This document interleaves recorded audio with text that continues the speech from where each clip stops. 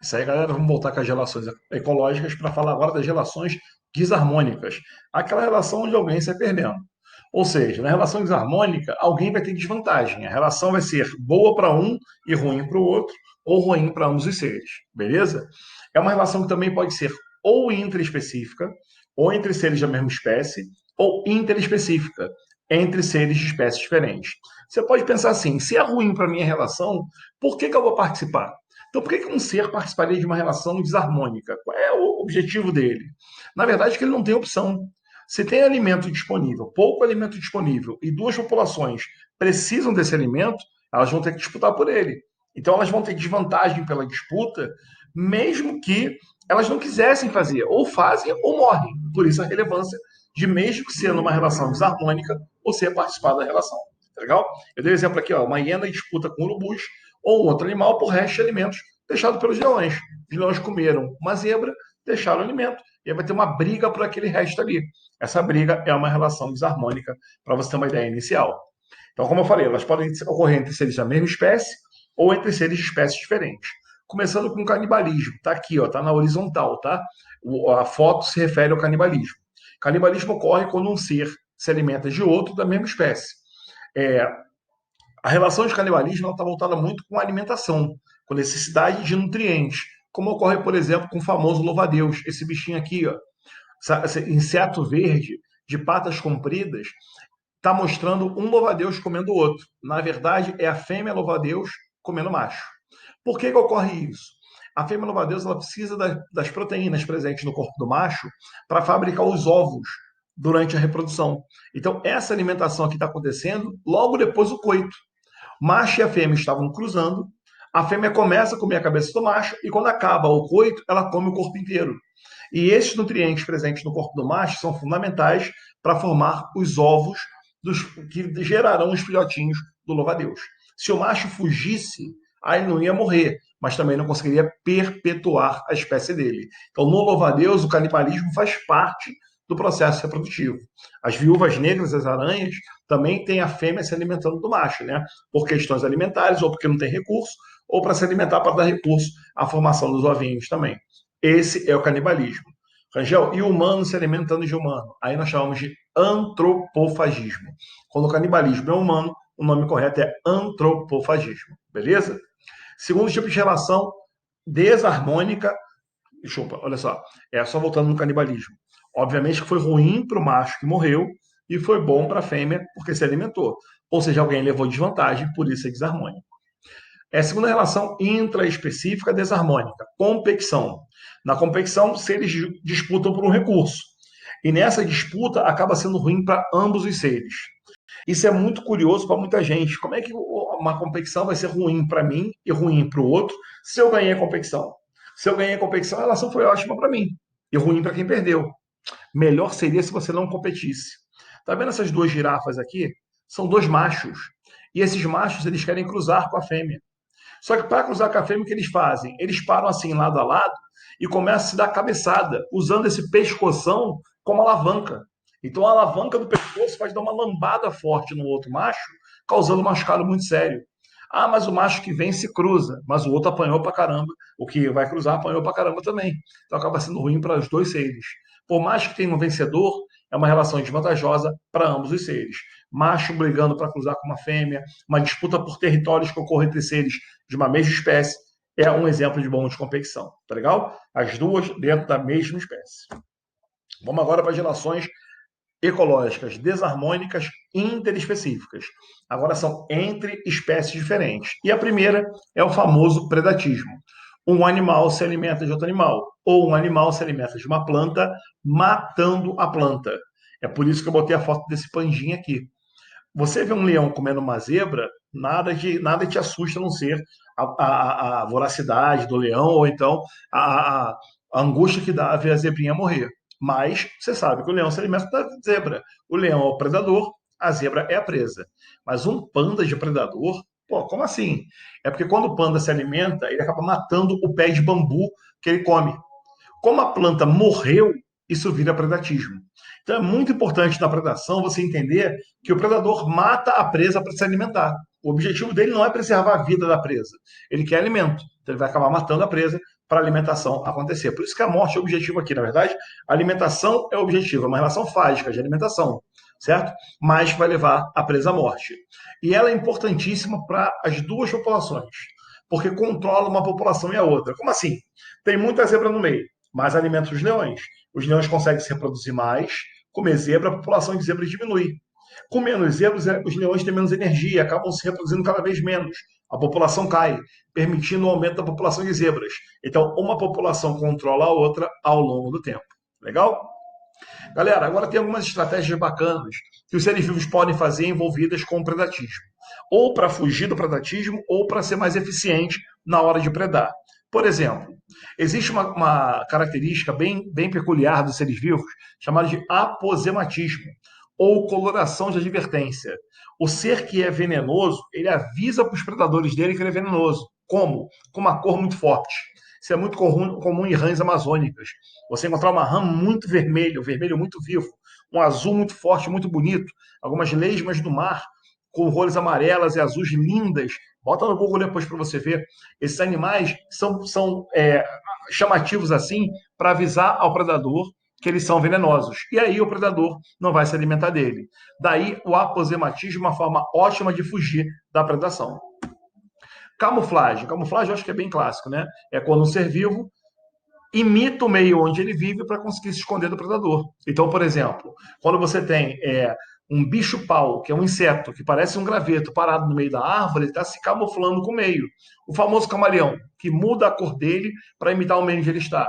Camuflagem também. Tem um peixinho maneiro chamado de peixe-lua, que quando você olha ele por baixo, ele é todo azul, confundindo com o céu, que também é azul. Se o predador olhar por cima, ele é areia, confundindo com fundo. Então fica difícil enxergar ele, porque ele se camufla muito bem no meio da história. Se o predador olhar ele pelo meio, ferrou, né? Não tem como ele fugir desse processo.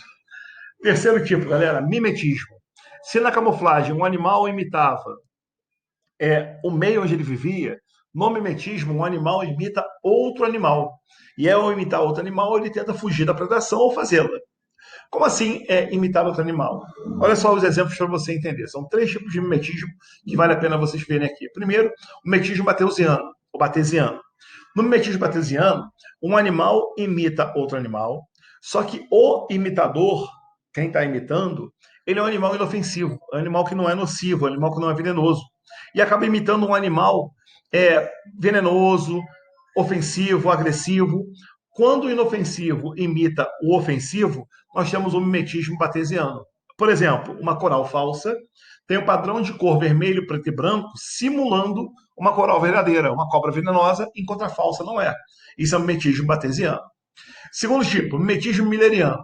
Um animal venenoso imita a outro animal venenoso. Os venenosos se imitam, os peçonhentos se imitam, os perigosos se imitam. Por quê? Para aumentar a força da informação. Se eu sou venenoso, você é venenoso, ele é venenoso, ele é venenoso, todos nós vamos ter padrões diferentes, ou padrões semelhantes, de cores, de corpo. Isso avisa às presas que nós estamos ali e aquele padrão é bem perigoso. Ou o predador da gente também.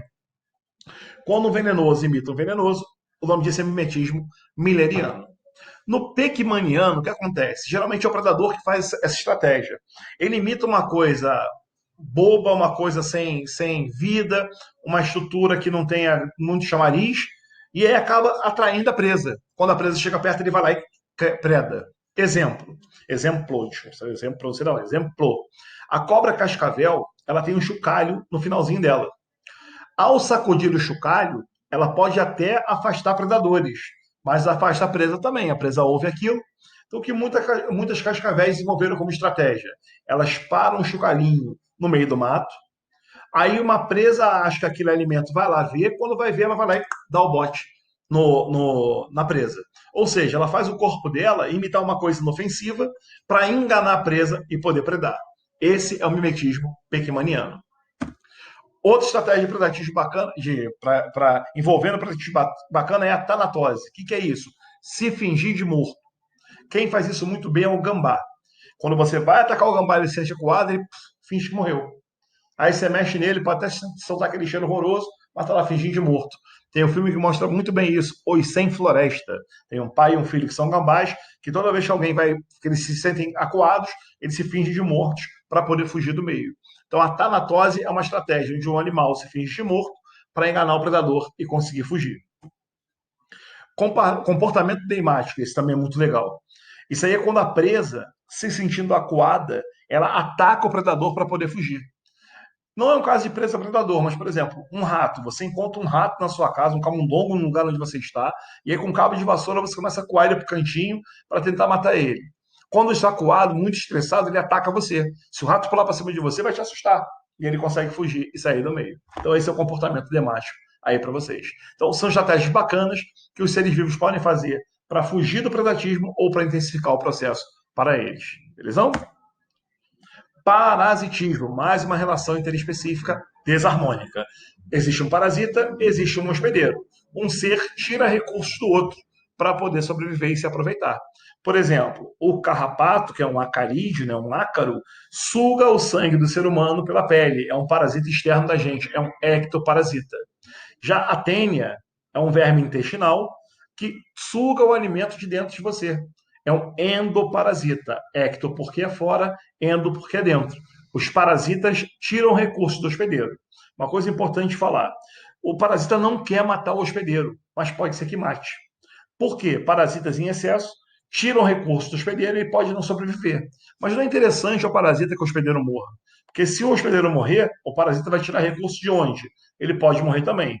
Então o parasita pode levar o hospedeiro à morte, mas não é o intuito principal dele.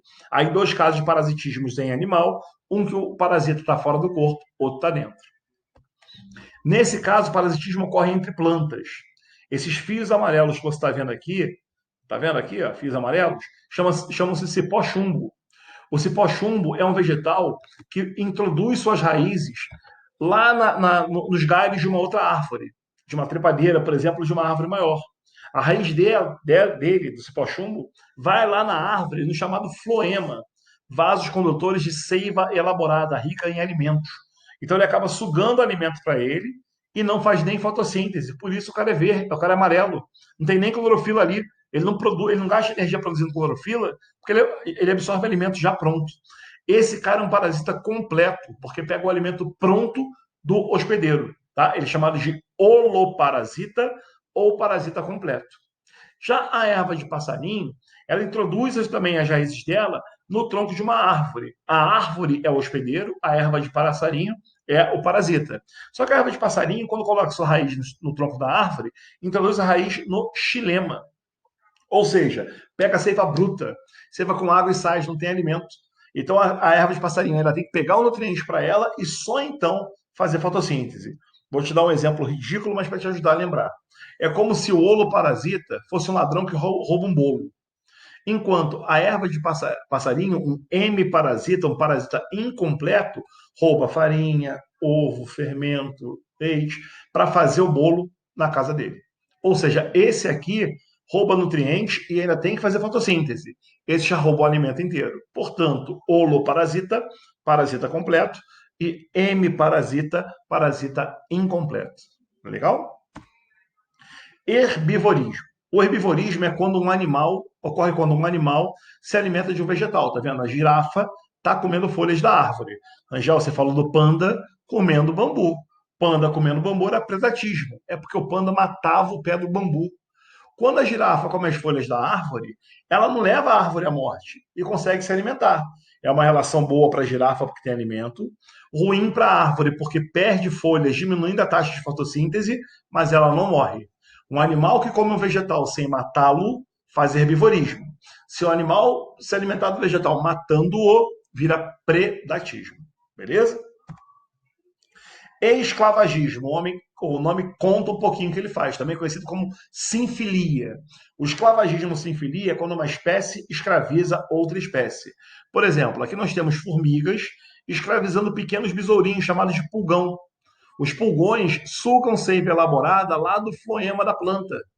E aí as formigas fazem o pulgão defecar essa seiva, aceleram a defecção, os movimentos peristálticos do pulgão, para o alimento ser evacuado mais rápido, pegam esse alimento para elas, levam ao formigueiro, alimentam fungos da parede do formigueiro e se alimentam desse fungo. Então a formiga escraviza o pulgão. Ah, já, mas se o pulgão tentar fugir, a formiga mata o pulgão. Tem gente que fala que essa relação é uma protocooperação. Por quê? Porque a formiga protege o pulgão e o pulgão acaba dando alimento para ela. Toma muito cuidado, gente. Em relação ecológica, você tem que ver não o exemplo, e sim a história que te contam. Digamos que te contassem isso: o pulgão dá alimento para a formiga e a formiga protege o pulgão. Acaba sendo bom para os dois, protocooperação. Mas se eu te falar que a formiga escraviza, não deixa o pulgão ir embora, obriga ele a trabalhar e mata se ele tentar fugir, já virou uma escravização. Deu para entender? Nós, seres humanos, somos reis escravizados a outras espécies, né? Esse aqui é o famoso zoológico de Luan, eu acho que se fala, na Argentina, onde seres humanos interagem com animais como tigres, leões, que legal, dá mamar para os bichinhos, cara, que péssimo. Esses bichos estão dopados, esses bichos não estão naturalmente prontos a interagir com o ser humano. Se um tigre parar numa jaula com uma humana, ele vai se alimentar dela. Não tem essa relação direta. Entendeu? Então, assim, nós gostamos de usar os animais ao nosso favor e acabamos escravizando eles, tanto para o trabalho como para a diversão. No trabalho, você já sabe muito bem, cavalos, bois usados para força de tração, né? Enquanto para a domesticação de animais, como você está vendo aí, o tigrinho, coitado, domesticado para a diversão do ser humano, uma forma de escravização também. Mais uma relação interespecífica, o amensalismo ou antibiose. No amensalismo, o ser libera substâncias no meio que acabam matando possíveis competidores. Isso ocorre, por exemplo, quando rola uma maré vermelha, que tem um paredão rochoso, ó, o mar batendo nele, e uma mancha vermelha enorme. Rangel, isso é esgoto, não são algas, são dinoflagelados. Algas unicelulares que deixam essa coloração vermelha na água e acabam liberando por meio substâncias que matam peixinhos. Mais um momento aqui de conversa sobre tema polêmico. Tem muita gente que considera a maré vermelha uma relação ecológica ruim para o peixinho que morreu intoxicado pela substância liberada pela alga, e para a alga é indiferente. A alga não liga para isso. Então seria uma relação indiferente, neutra para a alga e ruim para o peixinho, indiferente, ruim. Eu não consigo achar assim. Por quê? Porque essa alga, ao liberar substâncias, ela acaba eliminando seres que fazem parte da cadeia alimentar dela, que matariam ela. Então, com isso, ela pode crescer em excesso, sendo vantajosa para ela, entendeu? Por isso, para mim, a relação é boa para a alga e ruim para o peixinho. E eu te dou isso como exemplo porque no amensalismo existem outros casos desse tipo. Isso que você está vendo aqui à direita é uma placa de Petri, é uma placa de crescimento bacteriano. Não sei se vocês notam aqui uma parte amarela. Essa parte amarela é uma gelatina nutritiva, entupida de bactéria. E bem no meio dessa gelatina existe um fungo. Alexander Fleming, um microbiologista, trabalhando com bactérias lá no século passado, no início do século passado, acabou tendo sua placa de Petri mofada igual essa aí. Ao observar a placa de Petri, ele notou que ao redor do fungo não haviam bactérias. O que ele achou? O fungo comeu a bactéria. Quando foi analisar o fungo, descobriu que o fungo não era predador. Ele se alimentava por absorção de nutrientes. Então, como ele absorvia nutrientes e não predava, ele falou, poxa, então o fungo não comeu as minhas bactérias. Foi analisar